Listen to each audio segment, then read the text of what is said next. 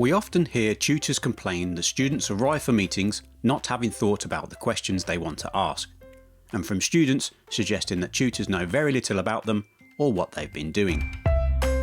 This idea is inspired by the University of Birmingham, where over 30,000 students use PebblePad workbooks to plan and prepare for their tutorials, undertake activities and actions afterwards, and access information to support their studies and their well-being. In the workbook, 3 tutorial meetings are structured with questions to be addressed during the meetings. These are completed in advance. There are also activities where students introduce themselves, think about things like academic integrity and using feedback effectively. There are lots of other examples of this approach, including for dissertation, project and research supervision.